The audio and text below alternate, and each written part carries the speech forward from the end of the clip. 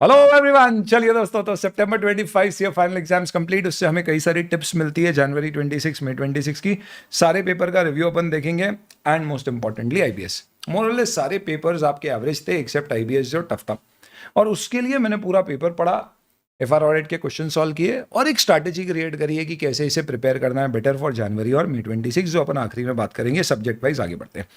मैं आपको साथ साथ में ये भी बता दूंगा मैंने कहाँ पर कौन से अमेंडमेंट्स आपको पढ़ने, तो मैंने ये पूछ लिया है from the other faculties also for the other subjects. I share that with you, plus अपनी किताबें, लेक्चर्स, बुक्स वगैरह उसके अपडेशंस की information, starting first with FR.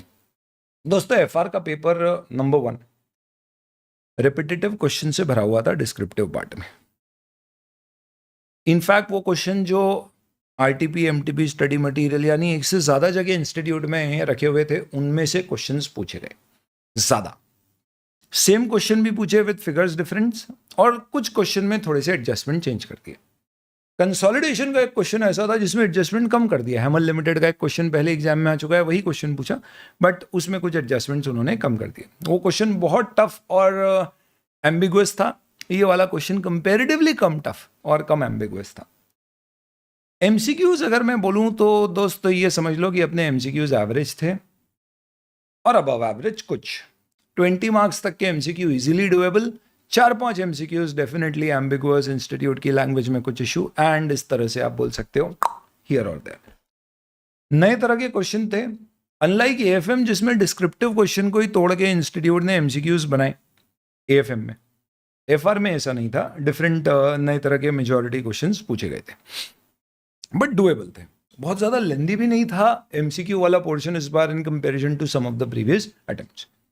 तो टिप्स क्या है सर जनवरी 26 में 26 के लिए? आई थिंक मोस्टली नवंबर 23 के बाद टिपिकल टफ पेपर आया नहीं है, एंड आप ये कह सकते हो कि अगर इंस्टीट्यूट के सीएस अच्छे खासे मात्रा में इस बार भी प्लेस हो जाते हैं जैसे पिछले अटेम्प्ट में हो है, तो you don't expect really that बहुत ज़्यादा डिफरेंस आएगा अगले पर्टिकुलर अटेम्प्ट में। हावेवर एफआर में पर्टिकुलरली इंस्टीट्यूट नए क्वेश्चंस यूजुअली नहीं पूछता है, आएंगे तो भी आप आरटीपी पे फोकस करना। अगर आपकी जन 26 की आरटीपी में बहुत नए और टिपिकल क्वेश्चंस आते हैं तो मे भी हो सकता है, बट आप मान सकते हो इंस्टीट्यूट का स्टडी मटेरियल मोरलेस पूरी तरह से कवर कर लेने से 80 to 90% ऑफ द पेपर आपका अच्छे से कवर हो जाएगा, including obviously all the RTPs, MTPs in the past exam questions. Amendment sir 6 महीने पुराना अमेंडमेंट एप्लीकेबल होता है, तो कट ऑफ डेट होती है 30 जून फॉर जनवरी। उस लॉजिक से जो इंडेस अमेंडमेंट रूल्स 2025 में पब्लिश हुए थे वो अपने लिए एप्लीकेबल हो जाना चाहिए। हालांकि फाइनली आरटीपी में पता पड़ेगा, इसमें सिर्फ इंडेस 21 में एक्सचेंजेबिलिटी और 101 में एक माइनर सा अमेंडमेंट है। इससे आपकी एग्जिस्टिंग अंडरस्टैंडिंग पे कोई इंपैक्ट नहीं पड़ेगा, तो अपनी पढ़ाई एज इट इज ऑन रखिए, और ये पर्टिकुलर अमेंडमेंट अपन अदरवाइज यूट्यूब के थ्रू कवर कर लेंगे। Let the RTP clarify whether it will be there in the course और नॉट। जहां तक लेक्चर्स की बात है तो just in case if anybody is also planning for taking the batches, regular batch, exam oriented batch और power batch, 3 category की अपनी क्लासेस होती हैं। रेगुलर में सब कुछ कवर होता है along with all the questions which are solved in the class. The idea है इसके साथ साथ में आप क्वेश्चंस भी क्लास के हमारे साथ साथ कर लो, ताकि बैच के साथ साथ आपकी क्वेश्चन बैंक और सारे कॉन्सेप्ट साथ में हो जाए। एग्जाम ओरिएंटेड में थोड़ी सी स्पीड बढ़ जाती है और नंबर ऑफ क्वेश्चंस क्लास में जो प्रैक्टिस होते हैं वो कम हो जाते हैं, बट इंपॉर्टेंट चीज़ है कि ये रेगुलर बैच से कट करके नहीं बनाई जाती है, ये फ्रेश बैच ली जाती है। तो ऐसा नहीं है कि अपन ने रेगुलर बैच एक ली और उसमें से स्पीड थोड़ी सी बढ़ा दी और उसमें से कुछ क्वेश्चंस कट कर दिया और उसको एक्स्ट्रा प्रैक्टिस क्वेश्चंस के नाम से दे दिया। ये पूरी ऑल टुगेदर डिफरेंटली कंडक्ट करी जाती है, क्योंकि ये एबीसी फोकस्ड होती है। तो जो topics exam point of view से ज़्यादा इंपॉर्टेंट, जो ज़्यादा चैप्टर्स इंपॉर्टेंट है, उन पे ज़्यादा एम्फेसिस होता है और बाकियों पे थोड़ा कम। तो रेगुलर बैच में जैसे हम डिस्क्लोजर्स भी डिस्कस करते हैं एग्जाम ओरिएंटेड में, क्योंकि डिस्क्लोजर्स आते ही नहीं है तो उसका कवरेज बहुत ही नेग्लिजिबल होता है। तो there is a difference in terms of the content in that sense, but yes concept wise हर क्वेश्चन आप सॉल्व कर पाएंगे कोई भी दोनों में से बैच लेके। This is only a revision batch, this is only for students who already done FR and want to brush up, और स्टूडेंट्स जिनका 2-3 अटेम्प्ट पहले एफआर कंप्लीट हो चुका है और आईबीएस के लिए एफआर तैयार करना चाहते हैं। 225 और for regular batch, 140 hours for exam oriented और 80 hours for power, which is more of a revisionary batch. Sir नई पावर बैच आएगी क्या? उसका अनाउंसमेंट अभी पेंडिंग है। किताबें Brahmastra updated with all the amendments, except जो आरटीपी में अभी नोटिफाई होगा तो। और क्वेश्चन बैंक आपकी सितंबर 25 के पेपर तक के क्वेश्चंस और उससे पहले तक के सारे एमटीपी आरटीपी के questions with answers question bank में अपडेटेड और अवेलेबल है। अब आप ऑर्डर करेंगे तो आपको ये अपडेटेड क्वेश्चन बैंक मिलेगी। इसकी पीडीएफ भी मैं शेयर कर दूंगा, आप चाहें तो पीडीएफ से प्रिंट निकाल लें या फिर आप ऑर्डर करके किताब ले लें। एएफएम का पेपर कैसा आया था सर? डिस्क्रिप्टिव पार्ट 80% ईजी था, 20% मीडियम था, ओवरऑल ईजी। एमसीक्यूज डिस्क्रिप्टिव को ही तोड़ के एमसीक्यूज बनाए, क्वाइट डुएबल। और आखिरी टफ पेपर नवंबर 24 में आया था। आई थिंक जो नॉर्मल आप जैसे एएफएम प्रिपेयर कर रहे हो वैसे ही करते रहेंगे तो कम हो जाएगा, इसमें कोई एक्स्ट्रा टिप्स की ज़रूरत बनती नहीं है। ऑडिट पे आते हैं तो इस बार एबीसी बेस्ड पेपर था। इसका मतलब जो चीज़ें ज़्यादा इंपॉर्टेंट थी वो ज़्यादा पूछी गई, कम इंपॉर्टेंट चीज़ें कम पूछी गई। दैट इज़ वाई पेपर इस बार एवरेज टू अबव एवरेज था। डेफिनेटली पिछले अटेम्प्ट के कंपैरिजन में काफ़ी बेहतर। थैंक यू आईसीआई, कुछ तो अच्छा किया। चैप्टर 19 से अच्छे क्वेश्चंस आए और क्योंकि वो कोड ऑफ एथिक्स है आपका, professional ethics and liabilities of auditor, तो वो डुएबल है अपने लिए, इसलिए पेपर थोड़ा और ज़्यादा कंफर्टेबल लगने लगा। It had very good, in fact the highest weightage. कोई क्वेश्चन नहीं पूछा गया चैप्टर 6, 9, 11 और 16 में से। और 17 तो ये कौन कौन से हैं सर? ये 500 सीरीज के 560, 70, 80 ये 3 स्टैंडर्ड है। चैप्टर 9 आपका 4000 सीरीज ऑफ स्टैंडर्ड्स हो गए रिलेटेड सर्विस के। Then 11 is 3000 series and 16 is internal audit. 17 में 3 टॉपिक है, इन्वेस्टिगेशन, ड्यू डिलिजेंस और फॉरेंसिक, जिसमें से सिर्फ एक क्वेश्चन आया था, वो भी ऑप्शनल में, एथिक्स के ऑप्शन में। तो ऑब्वियसली स्टूडेंट ने एथिक्स वाला ही किया होगा। तो सर आप ये बता रहे हो ये इस बार नहीं आया तो अगली बार आ सकता है, ये गातित। तो इन चैप्टर्स को अब हमें थोड़ा सा जनवरी के लिए फोकस करना चाहिए। क्वेश्चंस नए थे। ऑडिट एकमात्र ऐसा पेपर है फर्स्ट ग्रुप में जिसमें इंस्टीट्यूट मेजॉरिटी क्वेश्चन नहीं पूछता है। क्वेश्चन बैंक से question repeat as it is नहीं होते हैं, रिलेटेबल हो सकते हैं। इसका मतलब ये नहीं है क्वेश्चन बैंक नहीं करना है, वो एप्लीकेशन के लिए जरूरी है आपको कि भैया ये कॉन्सेप्ट जो मैंने पढ़ा है इस पे कैसे क्वेश्चन पूछते हैं, आंसर क्या आते हैं, खासतौर पे स्टैंडर्ड्स में। But question answer based approach काम नहीं करेगी कि मैं Q&A सॉल्व कर करके ऑडिट तैयार कर लूँ या कुछ चैप्टर्स में ऐसा कर लूँ, नहीं करना। तो okay, that was basically with respect to tips which are sharing. हाँ, एमसीक्यूज की बात करें तो नए क्वेश्चन थे, एवरेज टू अबव एवरेज, पिछले 2 एग्जाम से कंपेरेटिवली आसान। और चैप्टर 7 यानी कि आपके रिपोर्टिंग, जिसमें कि ऑडिट मैटर, मॉडिफाइड ओपिनियन, उससे रिलेटेड काफ़ी थे। तो मैं क्या कह रहा था आपको, कैसे आपको टिप्स क्या हैं? सबसे पहले पूरी कवरेज पे फोकस करना, पर एबीसी बेस्ड पैटर्न था इस बार, आगे कंटिन्यू रहेगा। तो आप सेकेंड और थर्ड रिवीजन में एबीसी फोकस करना। तो पहली बार में आप सब कुछ कवर करें, कुछ भी ना छोड़ें। जैसे मैं कहता हूँ कई बार कि अभी क्या हो रहा है, इंस्टीट्यूट के पिछले 3-4 अटेम्प्ट से इंस्टीट्यूट डॉक्यूमेंटेशन, रिटर्न रिप्रेजेंटेशन का कंटेंट, इस तरह की चीज़ें जो आखिरी में स्टैंडर्ड्स में होती है वो पूछने लग गया। आप फुल कवरेज करोगे तो आपको क्या रहेगा, you will have an idea, okay ये सारी चीज़ें आ रही है, I will have to prepare on that. It's just that कि मैं रिविजन्स में ज़्यादा फोकस उन चीज़ों पे करूँगा जो ज़्यादा आती है और कम करूँगा दूसरों पे जो कम आती है। बट कवरेज पूरी करनी है और रिविजन एबीसी फोकस करना है। नए क्वेश्चंस क्योंकि एग्जाम में आ रहे हैं इसलिए Q&A अप्रोच काम नहीं आएगी, जो मैं कह रहा था। और कंसेप्चुअल अंडरस्टैंडिंग स्टैंडर्ड्स की बड़ी इंपॉर्टेंट है, तब आप स्टैंडर्ड्स के क्वेश्चन कर पाओगे, क्योंकि 45 to 55% स्टे वेटेज आईसीआई ने क्लैरिफाई कर रखा है chapter 1 to 11 which is your standards based chapters का होता है। कारो काफ़ी इंपॉर्टेंट रही इस बार, अच्छे खासे क्वेश्चन कारो में से देखने को मिले, डिस्क्रिप्टिव में भी और एमसीक्यू में भी। बाकी एज सच कोई अमेंडमेंट है क्या, तो सर कुछ भी नहीं है, एक्सेप्ट एनबीएफसी रिलेटेड कई सारे आरबीआई के सर्कुलर्स वगैरह हैं जो छोटी छोटी चीज़ों को बदलते हैं। अब इसमें से इंस्टीट्यूट कितने एप्लीकेबल करेगा। सिमिलरली बीआरएसआर में कोई एथिकल स्टैंडर्ड बोर्ड का एक डिसीजन नया आ गया है, तो वो एप्लीकेबल करता है नहीं करता है आरटीपी से पता पड़ेगा, बट पास पैटर्न के हिसाब से मुझे नहीं लगता है इनमें से कुछ भी एप्लीकेबल होगा। तो एक से ऑडिट में कोई अमेंडमेंट नहीं है। चंगा ग्रुप 1 यहीं पर अपना डिस्कशन पूरा होता है। लेक्चर्स की बात करें तो यहाँ पे भी 3 बैचेस होती हैं, जैसे एफआर में, रेगुलर एग्जाम ओरिएंटेड और पावर। रेगुलर बैच इस बार अभी रिसेंटली जस्ट कंप्लीट हुई है। ये सारी बैचेस एफआर ऑडिट की 2025 की रिकॉर्डेड है, अपडेटेड, अमेंडेड है। रेगुलर बैच इस बार पिछली बैच के कंपैरिजन में हमने बहुत ज़्यादा कंटेंट बढ़ा दिया discussion with lot more examples and more time for understanding things even better so that it becomes easy to memorize. Hi sir. तो 150 आवर्स का अपना बैच है दोस्तों, जिसमें हमने सारे टॉपिक्स को मस्ती के साथ शानदार तरीके से पढ़ा है, जिससे आपको सिर्फ समझना ही नहीं, याद करना भी बहुत आसान हो जाएगा। क्वेश्चन आंसर्स भी अच्छे खासे प्रैक्टिस हुए। अगर आपको लगता है ऑडिट में आपके पास प्रॉब्लम है and if you have time you should do this batch, क्योंकि अगर आप इसे नॉर्मली 1.2 या 1.4 की स्पीड में भी देखते हैं स्टूडेंट्स तो 120 आवर्स में आप कवर कर सकते हो। एग्जाम ओरिएंटेड बैचेस 80 आवर्स, जिसमें क्वेश्चन आंसर्स कंपैरेटिवली कम सॉल्व होते हैं और स्पीड बढ़ जाती है, और पावर बैच रिवीजन के लिए 45 hours, again meant for students who just want to brush up their concepts या फिर वो ऑडिट तैयार करना चाहते हैं IBS के लिए after 2-3 attempts of clearing the first attempt. किताब एक नई ऑडिट क्रश लॉन्च करी है, जिससे रिलेटेड मैं आपको इस बार रिवीजन वीडियोस इससे शेयर करूंगा, मजा आ जाएगा आपको। किताब आय हाय हाय, you will fall in crush, you will have your next crush is going to be audit.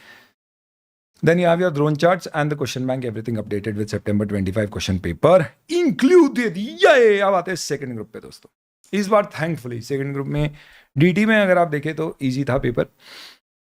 Questions descriptive की बात करें तो they were easy, doable, repetitive, in fact ABC focus भी थे, और जो प्रेडिक्टेबल एरिया है उसमें से राहुल सर ने मुझे बताया 60+ मार्क्स के क्वेश्चन उसी में से आए। RTP काफ़ी इंपॉर्टेंट रही, FR जैसी इसमें भी, प्लस ओवरऑल क्वेश्चंस इजी थे, एडजस्टमेंट्स कंपैरेटिवली जैसे हमेशा आते हैं उससे कम थे। RTP is very important MTPs के भी कंपैरिजन में, MCQ भी क्वाइट डुएबल थे। टिप्स क्या है इससे? नंबर चॉइस का पेपर टफ था, May 25 के MCQs टफ थे, इस बार दोनों ही कंपैरेटिवली इजी एवरेज आए। अब अगली बार क्या होगा, मेरा ऐसा मानना है दोस्तों कि DT थोड़ा सा अनप्रेडिक्टेबल है, ऑडिट और DT, तो आप इसमें फोकस नहीं कर पाओगे कि इसमें अगले बार पेपर टफ आएगा, आसान आएगा, तो you should be prepared for everything. But हाँ, ये ज़रूर है कि अमेंडमेंट्स अभी तक कंपैरेटिवली कम पूछे गए, तो हो सकता है कि आप अमेंडमेंट्स पे फोकस कर लो, क्योंकि जो भी फाइनेंस एक्ट के अमेंडमेंट्स थे वो ना तो May 25 में ज़्यादा पूछे ना September 25 में।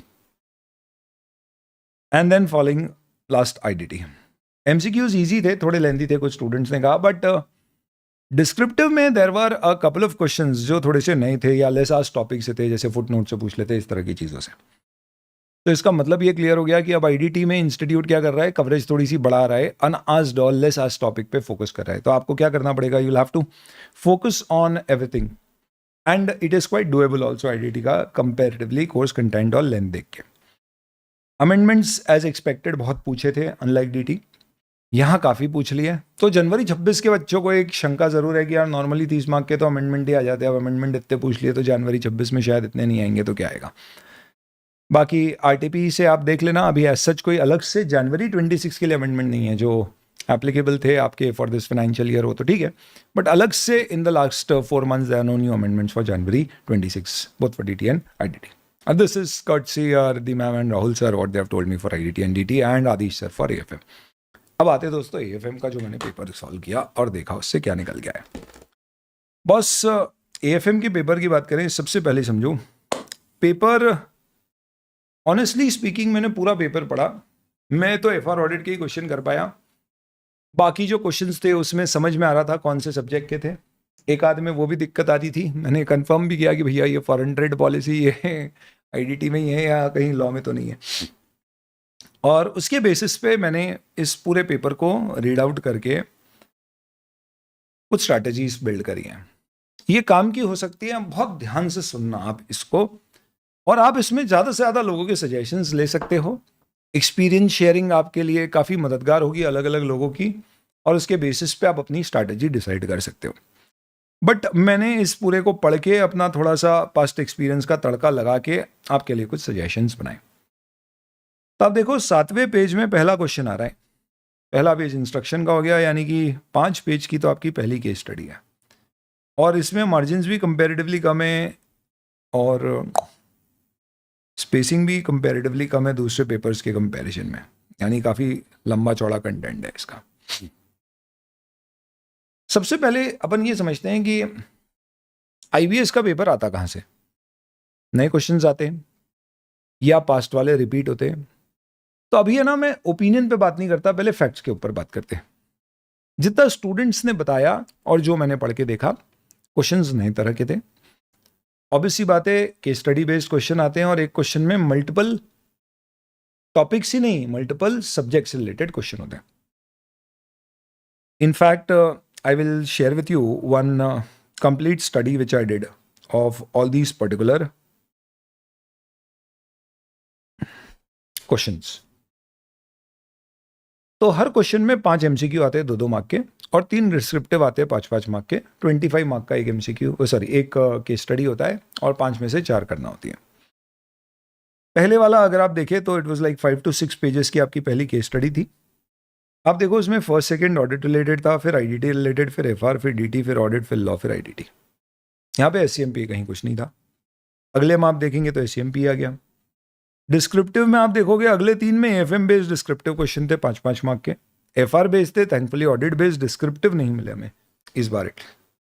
डीटी में जो थे ज्यादातर इंटरनेशनल टैक्सेशन, ट्रांसफर प्राइसिंग, एक टैक्स ऑडिट रिपोर्ट से रिलेटेड और एक मैट से रिलेटेड क्वेश्चन था।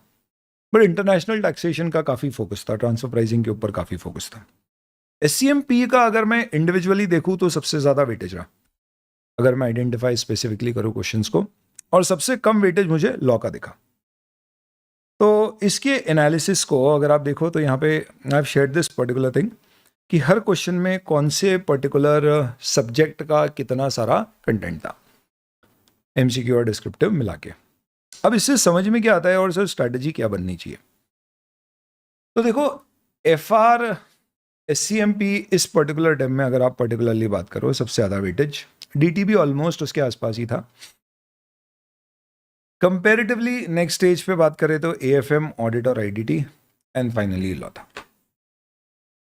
तो ये तो तय हो गया दोस्तों कि कोई भी एक सब्जेक्ट का फोकस या वेटेज बहुत ज्यादा या एक का बहुत कम ऐसा नहीं है। Yes, there is a minute variation between it. 13 से 23 मार्क का गैप था। पहले अपन समझते हैं कि हमारी स्ट्रैटेजी क्या होना चाहिए अगर हम ऑलरेडी ग्रुप 1 क्लियर कर चुके हैं। अगर आपका ग्रुप 1 क्लियर हुए तो इनफैक्ट मैंने शेयर किया है टिप्स टू एक्सेल, उसमें आई स्पेसिफिकली सेड कि आपको कोई क्लासेस लेने की जरूरत ग्रुप 1 की नहीं है।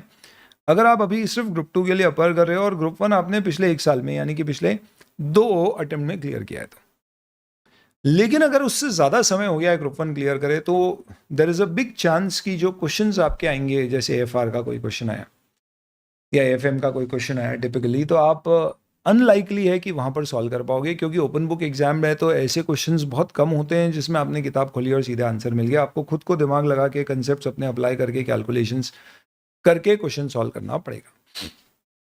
क्वेश्चन के पैटर्न भी थोड़े से जो चीज़ें पूछते हैं वो थोड़े से डिफरेंट होती है। तो जैसे एफआर में जो हम नॉर्मली क्वेश्चंस करते हैं कि भैया इसमें टेबल बना दो, जर्नल एंट्रीज दे दो, यहाँ पे अलग होता है कि डिस्कस करो इसका रिकॉग्निशन, मेजरमेंट, क्राइटेरिया के अनुसार क्या क्या होना चाहिए। तो थोड़ा सा जो क्वेश्चंस आते हैं उसका पैटर्न अलग है। 5-5 मार्क के क्वेश्चंस होते हैं सारे, जो भी डिस्क्रिप्टिव होते हैं। तो for that particular reason your concepts of the whole paper should be fresh in your mind, जिससे जैसे ही आपने पेपर पढ़ा तो आपको समझ में आया अच्छा ये इससे रिलेटेड है। जैसे एथिक्स का ही पहला क्वेश्चन में जो क्वेश्चन था वो पढ़ के समझ में आना चाहिए कि ये क्वेश्चन ऐसे 250 का नहीं है, नोकलार का है, जो पहला एमसीक्यू था कि एक लिस्टेड कंपनी का सीएफओ को कोई non compliance of law and regulation दिखाए तो वो पर्टिकुलर लॉ एंड रेगुलेशन के नॉन कंप्लायंस पे उसने कोई एक्शन नहीं लिया। अब आप ऐसे 250 सोचोगे तो भैया वो तो ऑडिटर के लिए, ये तो सीएन सर्विस है, उसके लिए ये नोकलार लगता है, एथिक्स में वो प्रोविजन है। तो ये क्या है, आपने अभी अभी ऑडिट पढ़ा है, क्लियर किया है इन द लास्ट 1 or 2 अटेम्प्ट, अब ग्रुप क्लियर किया है तो फ्रेश रहेगा। उससे पुराना रहेगा तो एकदम रिलेट नहीं कर पाओगे और फिर आप किताब में ढूंढने ही गलत चैप्टर में अगर चले गए, ऑब्वियस सी बात है आपको बहुत अनलाइकली आप आंसर दे पाओगे। तो सबसे पहली चीज हमें कब बैच लेने की जरूरत है, लेनी भी है तो आप यूट्यूब के रिवीजन वीडियोस से काम होता है तो वो भी देख सकते हो। आई थिंक उससे भी डुएबल है। आप चाहते हो सिस्टमैटिक एक बैच लेना है तो पावर जैसी आप बैच ले सकते हो, जिसमें बहुत ही कम ड्यूरेशन में सारे कॉन्सेप्ट्स आपके ब्रशअप हो जाएंगे। दूसरी इंपॉर्टेंट चीज, आर्ट ऑफ रीडिंग क्वेश्चंस मुझे लगा बहुत इंपॉर्टेंट है। मेरे हिसाब से पूरी 5-6 पन्ने की केस स्टडी को स्किम थ्रू करके पढ़ लेना चाहिए, डिटेल में नहीं पढ़ना चाहिए। पढ़ते समय जितने किरदार हैं उसमें, यानी जहां जहां नाम दिए गए हैं वो सब पे फोकस करना चाहिए, उनको अंडरलाइन कर लो। ज्यादातर मैंने देखा क्वेश्चंस को अगर आपको कोरिलेट करना है, टैग करना है, तो या तो लिखा हुआ रहता है सीएफओ या किसी का नाम दिया हुआ रहता है या कंपनी का नाम दिया हुआ रहता है या कोई ऐसा कीवर्ड होता है जिससे आपको रिलेट हो जाता है। लकीली मैंने जितनी केस स्टडी पढ़ी, पांचों की पांचों ये पेपर की, कहीं पर भी कोई भी क्वेश्चन का आंसर देने में मुझे ऐसा नहीं लगा कि उसकी इंफॉर्मेशन 1 या 2 पैराग्राफ जो कॉन्सिक्यूटिवली दिए गए उसके बाहर है। मतलब ऐसा नहीं है कि पेज 1 की इंफॉर्मेशन मुझे कोई एक पर्टिकुलर डिस्कशन पेज 4 पे दिया गया है जिससे रिलेटेड क्वेश्चन डिस्क्रिप्टिव या एमसीक्यू नीचे पूछा है, तो वो पेज 4 की इंफॉर्मेशन के ऊपर बेस्ड क्वेश्चन का आंसर मैं पेज 4 पे दी गई इंफॉर्मेशन से ही दे रहा हूं। मुझे उसमें पेज 1, 2, 3 पढ़ने की कोई खास जरूरत नहीं है, एक्सेप्ट शुरू की इंट्रोडक्टरी चीज है कि लिस्टेड कंपनी है नहीं है, इस तरह की बात। तो ऐसा नहीं है कि मुझे 5 पेज की पूरी केस स्टडी पढ़ के एकदम ऐसे याद रखनी पड़ रही है कि भैया कहीं कोई दूसरा पॉइंट इसको कोरिलेट करके टिपिकली टफ ना कर दे। इस पेपर की बात कर रहा हूं। तो मैं कैसे कर सकता हूं? मैंने स्किम थ्रू कर लिया पूरे क्वेश्चन को, ब्रॉड आइडिया ले लिया कि भैया कंपनी क्या है, किस तरह का बिजनेस करती है, क्या क्या इश्यूज इसमें ब्रॉडली हो रहे हैं, एक टारगेट बेस्ड कि भैया मैं टोटल 10 मिनट से ज्यादा एक केस स्टडी को स्किम थ्रू करके पढ़ने में नहीं दूंगा। और फिर उसके बाद मैंने क्वेश्चन उठाया और उससे रिलेटेड देखा क्या टॉपिक है और उससे रिलेटेड एमसीक्यू सॉल्व कर दिया। सिर्फ एमसीक्यू सॉल्व करके आपको एक केस स्टडी में 10 मार्क ही मिलेंगे, तो मेजॉरिटी 15 मार्क आपके डिस्क्रिप्टिव से रिलेटेड है, तो डिस्क्रिप्टिव क्रैक करना भी इक्वली इंपॉर्टेंट है। एमसीक्यूज भी मेरा ये सजेशन है कि आप बास पेपर प्रैक्टिस करो। तो क्या होगा, जैसे कि एक क्वेश्चन था एफआर का, इसमें बोला गया था कि सीएफओ ने ये स्टेटमेंट दिए, तो बताइए इसमें से कौन सा इनकरेक्ट है। उसमें सारी स्टेटमेंट करेक्ट लग रहे थे एक्सेप्ट 3 अकाउंटिंग रिलेटेड थे, एक इंटरनल ऑडिट रिलेटेड था। अब ऐसे पास में आप क्वेश्चंस देखोगे, audit internal financial control related था, तो आपको समझ में आएगा कि नॉर्मली ऐसे क्वेश्चन में जो ऑड वन आउट होता है वो इनकरेक्ट माना जाता है। तो इस तरह से आप क्या कर सकते हो, वो आपकी पास्ट पेपर जो आपने दिए हैं आईबीएस के, उसकी प्रैक्टिस आपको मदद करेगी। इस तरह के सिमिलर क्वेश्चंस में इंस्टीट्यूट ने क्या अप्रोच फॉलो किया, because you don't always get the right answer, most likely, or in some cases you may only get the most appropriate answer. तो मुझे सबसे ज्यादा सही या सबसे ज्यादा गलत जो भी पूछा गया क्वेश्चन में, उस पर्टिकुलर चीज को आइडेंटिफाई करना है। तो आप past paper patterns past question जो केस स्टडीज दिए उनसे प्रैक्टिस करें, और जो मैंने एक स्ट्रैटेजी बताई सुनने की, क्वेश्चंस को पढ़ने की, उसका ध्यान रखें और उसको सॉल्व करें। मेरा ये भी सुझाव है कि आप आईसीआई की स्टडी मटेरियल को कैरी करें। जैसे उदाहरण के तौर पे मैं एफआर ऑडिट की बात करता हूँ, तो ऑडिट में बहुत ज़्यादा नेसेसरी नहीं, बट एफआर में, और ऐसा मुझे 2 अटेम्प्ट में दिखा, इस बार भी और इससे पिछले अटेम्प्ट में भी। और मैं हमेशा स्टूडेंट को कहता भी हूँ ये कि डिस्क्लोजर के ऊपर बेस्ड एक आध क्वेश्चन पूछ लेते हैं। अब क्या होता है, यूजुअली आपकी किताबों में डिस्क्लोजर्स होते नहीं, अपनी ब्रह्मास्त्र में तो डिस्क्लोजर्स भी दिए गए हैं, बट क्योंकि एग्जाम में एफआर में नहीं आते, तो बहुत सारी किताबों में डिस्क्लोजर्स होते नहीं है कंटेंट कम करने के लिए, जो कि ठीक बात भी है, बट आईबीएस में वो काम आता है। तो अगर आप ब्रह्मास्त्र ले जा रहे हो तो उसमें डिस्क्लोजर्स है, बट आप इसकी जगह स्टडी मटेरियल ले जाओ इनकेस अगर आप ब्रह्मास्त्र नहीं रखते हैं तो, क्योंकि डिस्क्लोजर वाले क्वेश्चन आप अपनी किताब से सॉल्व नहीं कर पाओगे। तो स्टडी मटेरियल ले जा रहे हो तो उसकी एक चीज़ ध्यान रखना कि पूरे स्टडी मटेरियल को आपको एक बार प्रिपरेशन स्टेज पे स्किम थ्रू करना पड़ेगा। क्या बात कर रहे हो सर? एब्सोल्युटली, आईबीएस के लिए स्पेसिफिकली। इससे आपको मदद एफआर में भी मिल जाएगी कि चलो मेरे सारे टॉपिक्स कवर होते जा रहे हैं, कहीं कुछ लग रहा है आपको कि यार ये चीज़ और बेहतर दिख रही है, या ये प्रेजेंटेशन या ये एग्जाम्पल, तो आप मार्क भी कर सकते हो। ऐसा मिलेगा नहीं अपने केस में, नॉर्मली अपन सब कवर करते हैं क्लास में, बट स्टिल।